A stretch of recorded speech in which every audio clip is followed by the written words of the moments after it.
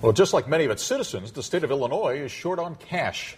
And to help pay the bills, Governor Pat Quinn is suggesting that the state borrow nearly $1 billion. ABC 7 political reporter Charles Thomas joining us now with more on the governor's plans. Alan, as we near the end of the calendar year, that's when Governor Pat Quinn says the money situation really gets tight in deficit-ridden Illinois. So the governor wants to get what amounts to a payday loan to get through the holidays. And the law says to make it happen, he'll need the approval of a political opponent and another state official running for higher office. Quinn was out this morning promoting the Illinois Lottery's new scratch-off ticket to benefit military veterans.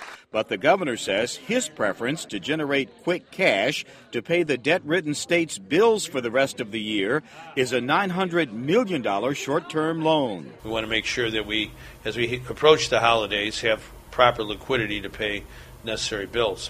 Illinois' budget deficit is still in the range of $10 billion, and the state is $3 billion behind in paying its bills. Quinn says Springfield would run out of money before the end of the year without the emergency borrowing. You know, you can't fool around with fundamental needs of the people of Illinois. These are needs of paying fundamental bills like education, health care, public safety.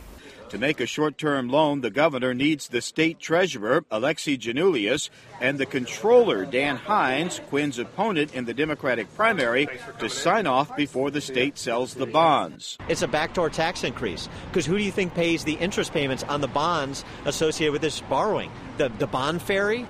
Republican gubernatorial candidate Dan Proft says taxpayers will pay again because the Democrats won't stop spending. We have a $10 billion plus budget deficit the last two fiscal years because the politicians in Springfield continue to borrow against tomorrow to pay for yesterday. A spokesman for Janulius, who is running for the U.S. Senate, said funding higher education and ensuring we pay our backlog of bills to health care providers and others who provide critical services is a priority. As for Controller Hines, he hasn't seen the plan, so he's not going to respond to something he hasn't seen, said a spokesman. The governor insisted that neither Hines nor Janulius play politics with the loan. When people work together as a team, there's no stopping Illinois.